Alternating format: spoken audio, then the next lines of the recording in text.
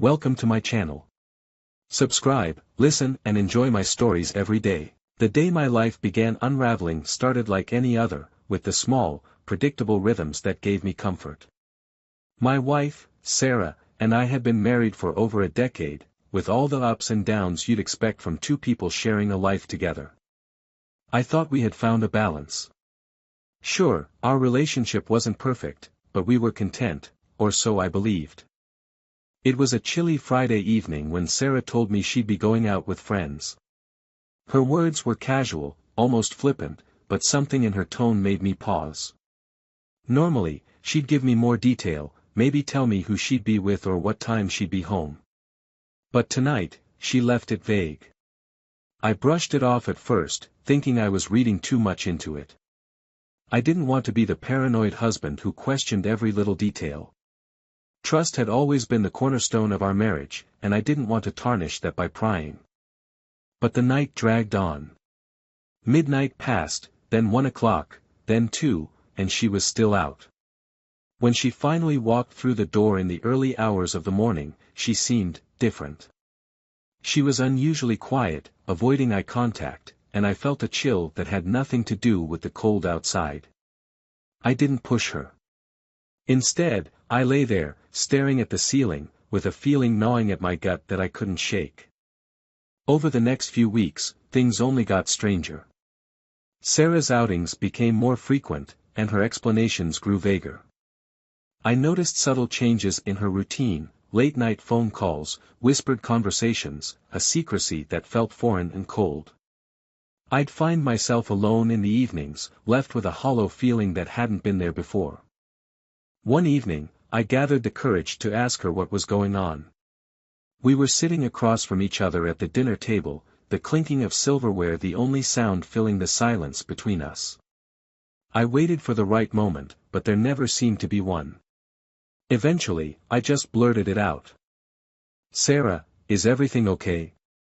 She looked up at me, startled. "What do you mean?"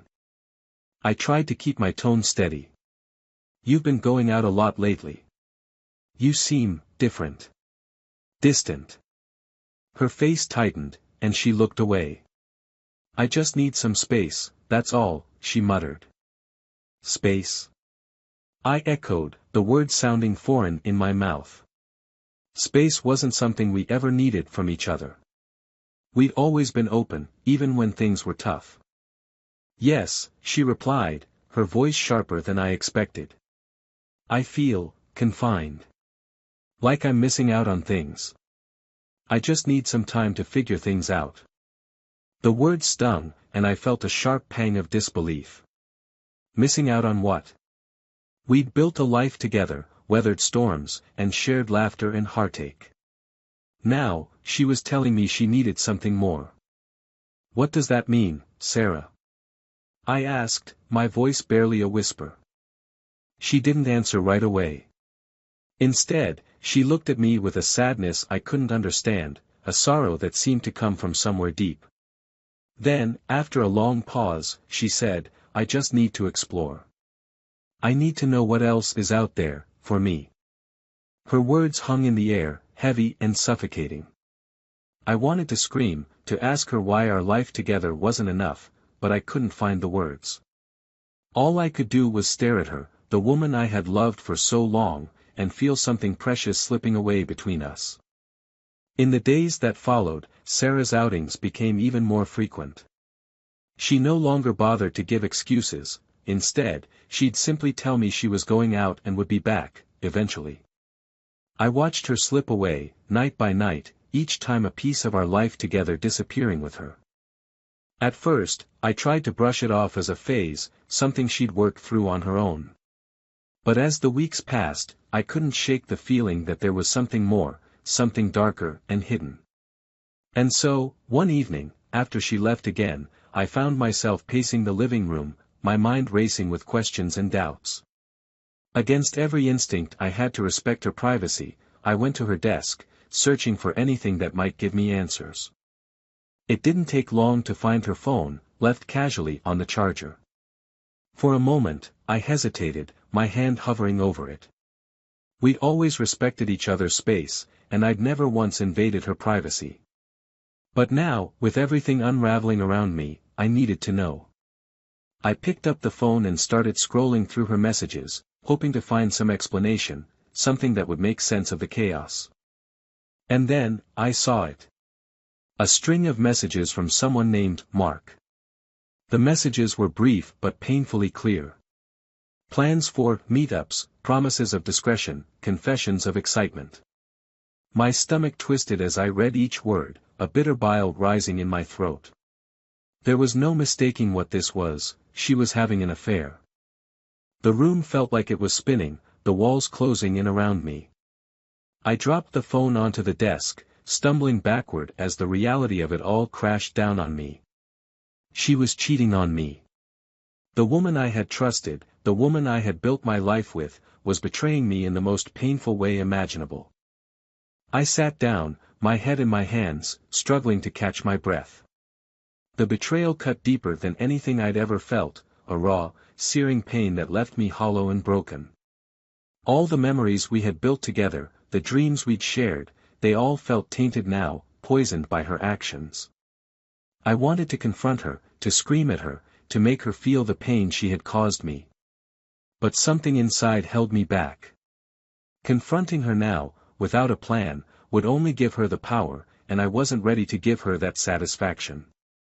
Instead, I began to plan. I'd confront her, but only when I had everything in place. I would gather proof, solid and undeniable, so she couldn't lie or twist the truth. She had taken away my trust, my dignity, but I wouldn't let her take away my control. This was my life too, and if she thought she could just walk all over it, she was about to learn how wrong she was. The following days were a blur of anger and sadness. I watched her go about her life, oblivious to the storm brewing inside me. Every time she left the house, I felt the urge to confront her, to demand answers, but I knew I had to wait. I bided my time, letting her think she'd gotten away with it.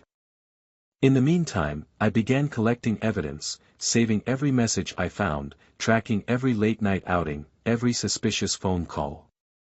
I needed everything documented, every detail preserved. I was building my case, piece by piece, until the day would come when I could lay it all out in front of her and watch her crumble under the weight of her own lies. It was a torturous process, holding back my anger, hiding my hurt. But I knew that the moment I unleashed it, there would be no going back. I would make her see the damage she had caused, and she would have to live with the consequences of her choices. I was determined to make this right, to reclaim my life, even if it meant destroying everything we had once built together. And as I watched her leave the house again, a smug smile on her face, I made a silent vow to myself, I would not be the fool she thought I was. She had made her choice, and soon, she would understand just how much it would cost her. The following days stretched into a surreal blur of anger and preparation. Each morning, I woke up to find Sarah acting as if nothing was wrong, as if the night she told me she wanted space hadn't cracked our marriage wide open. She moved through our home with a kind of buoyant detachment, each step, each movement, making my stomach churn with a familiar dread. I couldn't understand how she could be so oblivious, how she could ignore the hurt brewing right under her nose. But maybe she wasn't oblivious. Maybe she was confident that I would simply accept it, that I'd be the quiet, passive husband who'd endure whatever she decided to do. Perhaps she thought I'd never question her, that I'd turn a blind eye for the sake of peace. I wasn't going to give her that satisfaction. My plan took shape slowly, fueled by my need for answers, closure, and, though I didn't want to admit it, revenge. I wasn't about to let her walk away from this without consequence. I watched her closer than I ever had, noting the way she'd slip out in the evenings, dressed a little more provocatively than usual, her makeup done with more attention, a hint of perfume lingering in the air as she left. Each departure gnawed at me, filling me with a burning frustration I could barely keep contained. One night, after she had left with barely a word, I decided to take matters into my own hands. I was tired of waiting, tired of playing the role of the clueless husband. I needed confirmation, something undeniable, so I could confront her with all the fury that had been simmering inside me.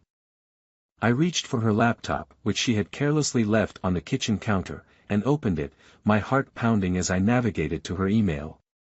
She had always been somewhat careless with her passwords, and, to my relief, her email was already logged in. My hands trembled as I scrolled through her inbox, looking for anything that would validate my suspicions. It didn't take long. Emails from someone named Mark filled the screen, messages that were far too personal, too familiar. I read through the lines, feeling each word like a fresh wound. They talked about their adventures, reminisced over shared moments I had never been privy to, and even hinted at future plans. The words blurred as I read, my mind spinning with disbelief. How long had this been going on? How long had she been deceiving me?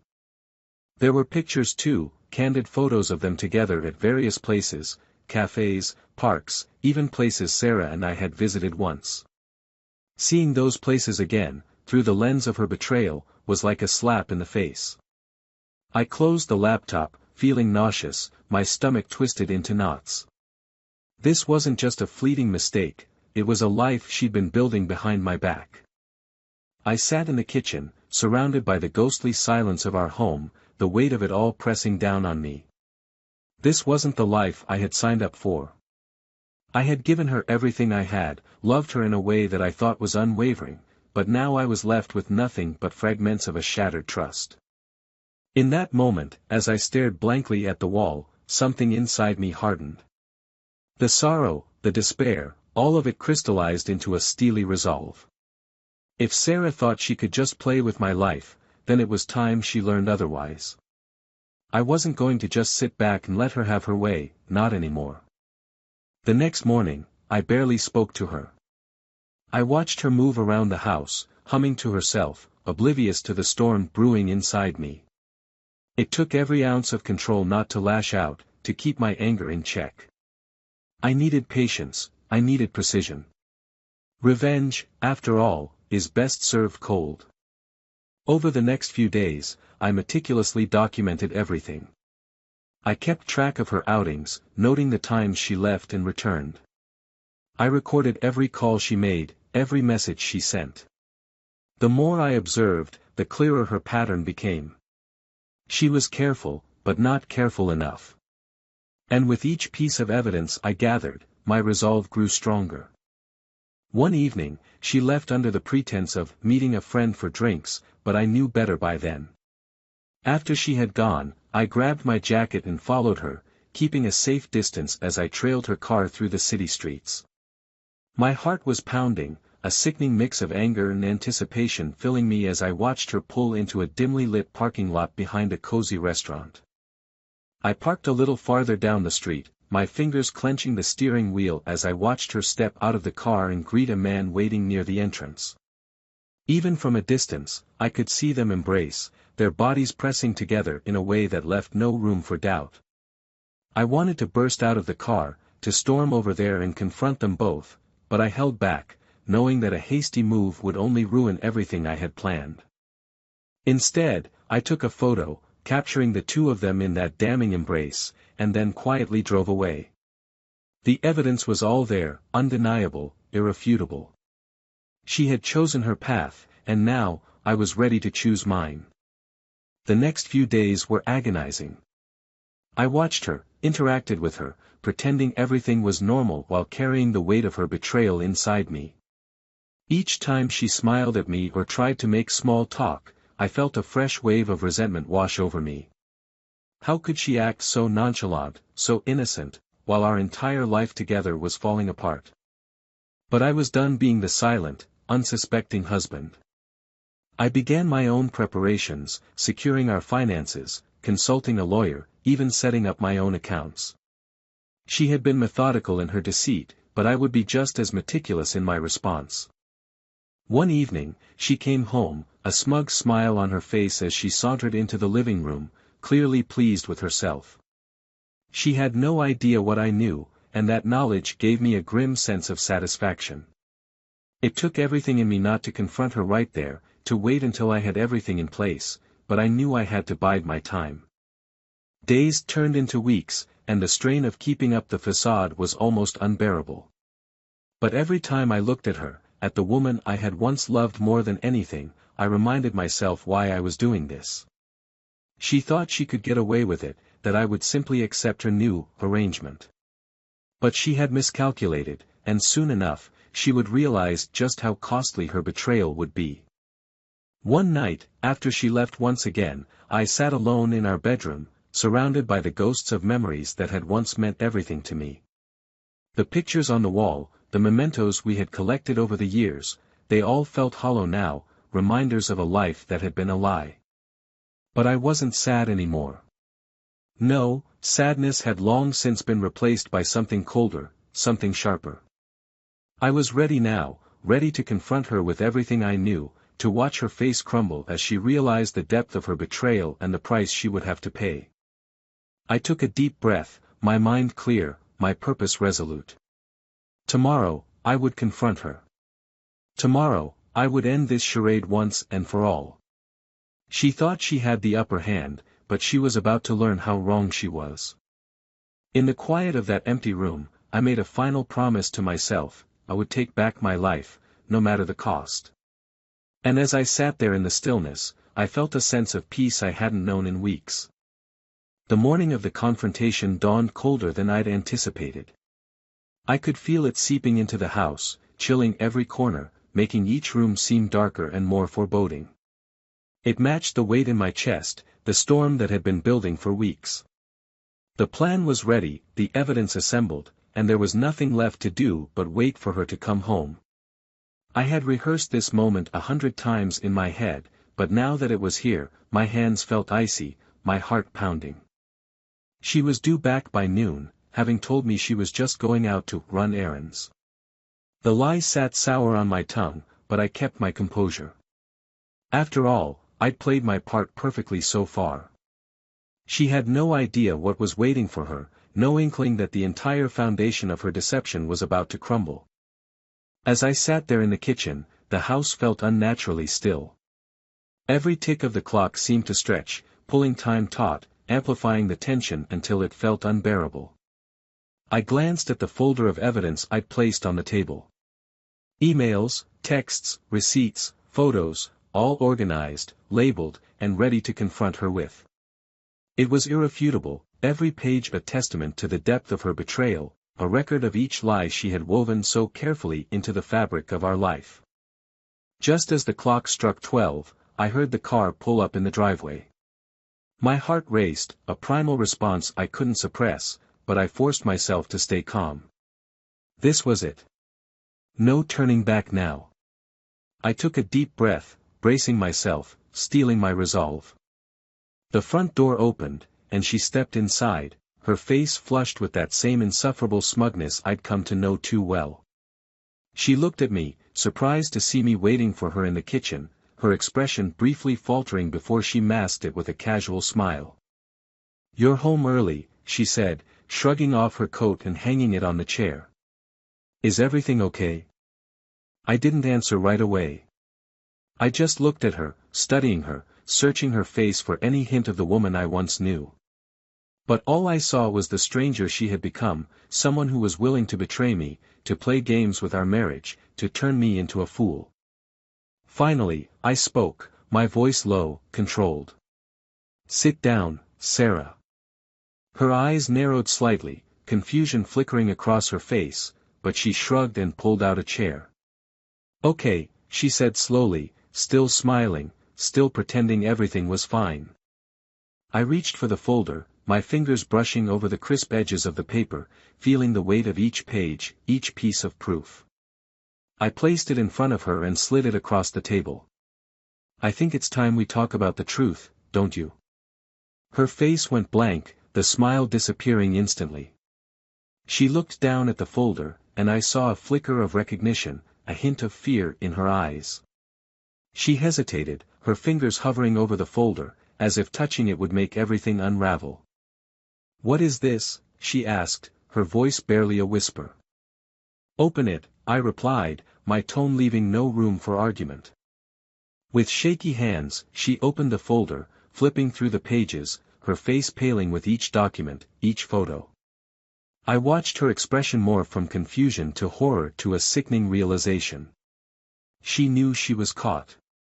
Her carefully constructed web of lies was unraveling before her eyes, every piece of evidence a hammer driving home the betrayal she thought she'd hidden so well. When she finally looked up, her face was a mask of desperation, her eyes wide, pleading.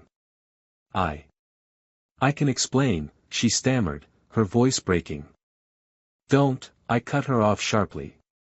Don't insult me by trying to explain this away.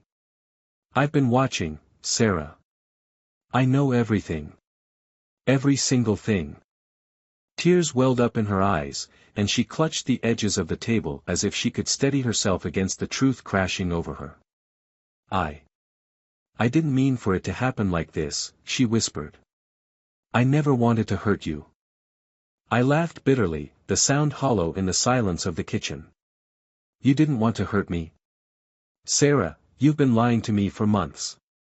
You told me you needed space, that you needed to explore, and all the while, you were out there with him, building another life behind my back. How could you not expect this to hurt? She opened her mouth to speak, but the words seemed to fail her. She was scrambling, desperate for something, anything, that might lessen the blow, that might save her from the inevitable. But there was nothing. I could see it in her eyes, the panic setting in, the realization that there was no escape. Why, Sarah? I demanded, my voice filled with a mixture of anger and despair. Why wasn't our life enough for you? Why wasn't I enough? Her shoulders slumped, her gaze dropping to the floor, unable to meet my eyes. I don't know, she muttered. I felt trapped, I guess. I thought maybe if I had something, someone else, I'd feel free. I thought it would help me figure out what I really wanted. I shook my head, disgusted. And did it? Did betraying me, lying to me, sneaking around, did any of that help you figure it out? She looked up, her eyes filled with tears, and for a moment, she looked like the woman I'd married all those years ago, vulnerable, lost. But it didn't matter. Whatever emotions she was trying to conjure, whatever sympathy she was hoping to invoke, it was too late. I couldn't unsee what I had discovered, couldn't undo the betrayal that had torn through the foundation of our life. Please, she whispered, her voice cracking. I know I messed up, but we can fix this. We can go to counseling. I'll end things with him. I'll do whatever it takes. Just, please, don't end this. Don't throw everything away. It took all my strength to keep my voice steady. You threw it away, Sarah. You made that choice when you decided that your freedom was more important than our marriage, when you decided that I wasn't enough for you. You did this, not me. She reached out, her hand trembling as she placed it over mine, desperation written all over her face. Please, don't do this. I love you. I still love you. I know I made a terrible mistake, but I can fix it. Just, please, let me stay. Let me make it right. I looked down at her hand, feeling a hollow ache where love had once been. The woman I had loved, the woman I had trusted with everything, was a stranger to me now. The Sarah I had known was gone, replaced by this desperate, pleading version of her, begging for forgiveness she didn't deserve. I took a deep breath, pulling my hand away from hers, standing up. No, Sarah. I can't do this. I can't pretend like nothing happened, like you didn't tear everything apart. This marriage is over. The words hung in the air, final, unbreakable. She looked up at me, her face crumpling, her shoulders shaking as the reality of it all sank in. Please, she whispered, her voice barely audible, broken. Don't do this. I can't lose you. I'll do anything, anything you want. Just give me one more chance. But it was too late. Every word, every plea, only hardened my resolve. I had given her my heart, my trust, my life, and she had shattered it all without a second thought. There was nothing left to save, nothing left to salvage. The life we had built, the memories we had shared, they were all tainted now, stained by her choices. "I'm leaving," I said, my voice calm, steady, a strange peace settling over me. "I'll have the papers sent over in a few days. You can keep the house. I don't want anything to do with it anymore." She sobbed, clutching the table as if it were her lifeline, her face buried in her hands. I watched her, feeling a strange detachment, a numbness that shielded me from her pain, from her desperation. This was the end, and there was no going back.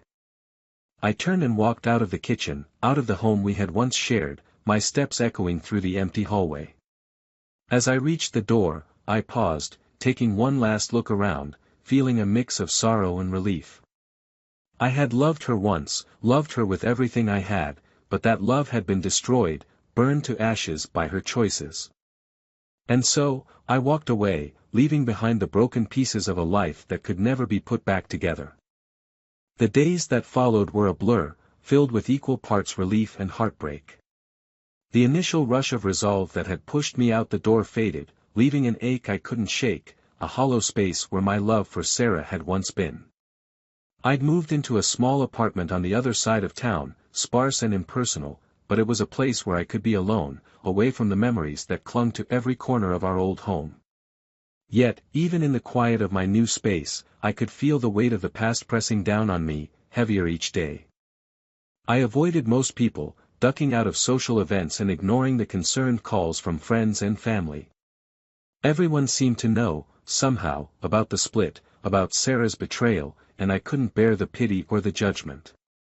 I spent my nights staring at the ceiling, thinking back to the life I had walked away from, wondering if I could ever piece myself back together. But as the days turned into weeks, I began to feel the faintest stirrings of hope. The pain didn't disappear, but I learned to live with it, to carry it without letting it overwhelm me. I started going out, rediscovering parts of myself I'd buried in the routines of married life. I even met someone kind, someone who didn't know the baggage I carried. Her name was Eliza, and she was gentle, understanding, a quiet presence that brought a little warmth back into my cold world. One night, months after leaving Sarah, I was sitting in a small cafe with Eliza, listening to her laugh at some silly story, when my phone buzzed on the table. I glanced at the screen, my heart sinking as I saw Sarah's name. She hadn't tried to reach out since the day I'd left, and a part of me had been grateful for that. But now, seeing her name, a knot of dread formed in my stomach. "Everything okay?" Eliza asked, noticing my distraction. I forced a smile, putting the phone back in my pocket. "Yeah. Just someone I used to know." But the call lingered in the back of my mind, gnawing at me with an insistent pull. I told myself to let it go, to move on as I had promised myself I would. But later that night, alone in my apartment, I found myself replaying her voicemail, her voice fragile, shaking. "Hi, it's me. I don't even know if you'll listen to this, but I needed to hear your voice. I just needed to say I'm sorry. I've ruined everything. And now I don't know what to do. I know you'll never forgive me. I know I deserve that. But, if you could find it in your heart, just to hear me out, maybe we could talk. One last time." Her voice cracked, and for a moment, I felt that same rush of anger, the bitter reminder of what she had done. But underneath it, there was something else, a sliver of pity, of a shared pain that neither of us had truly let go of. Despite everything, a part of me had always loved her, and that part ached at the sound of her broken voice. Against my better judgment, I found myself agreeing to meet her. We met at a small park where we used to walk on lazy Sunday afternoons. The autumn leaves had begun to fall, covering the ground in a blanket of red and gold, a bittersweet reminder of the life we had shared.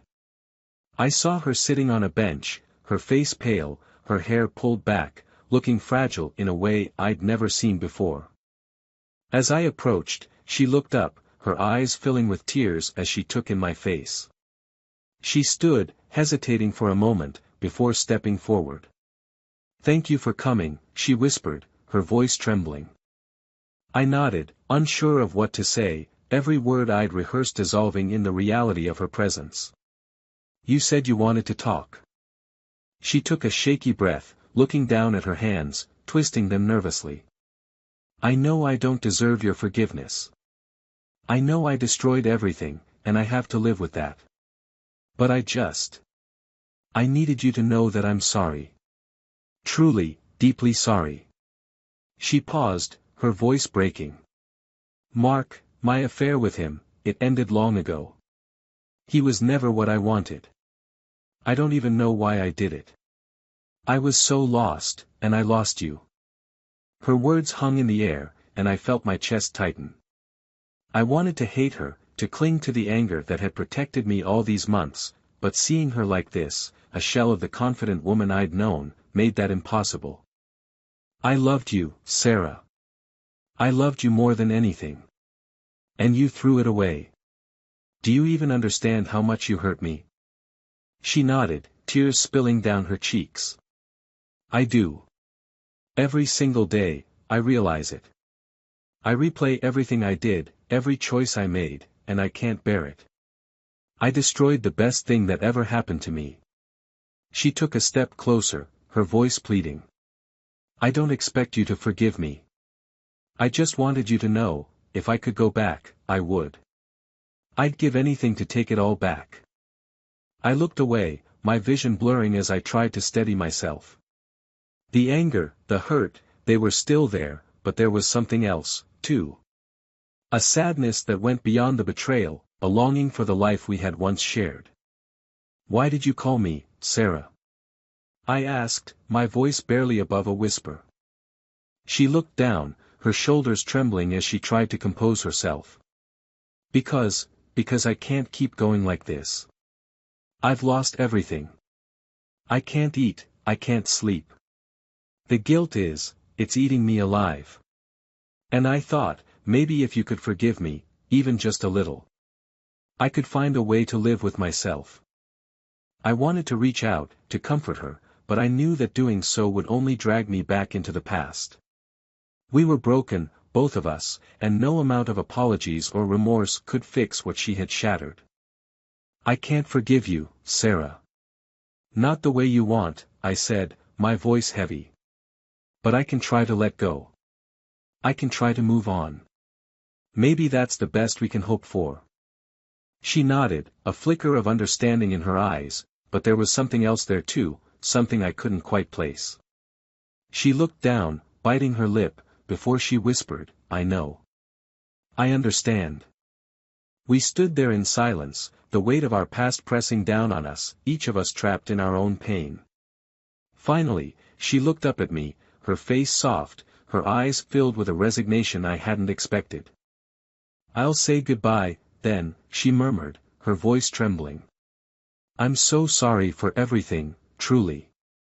And then, before I could respond, she turned and walked away, her footsteps echoing through the quiet of the park.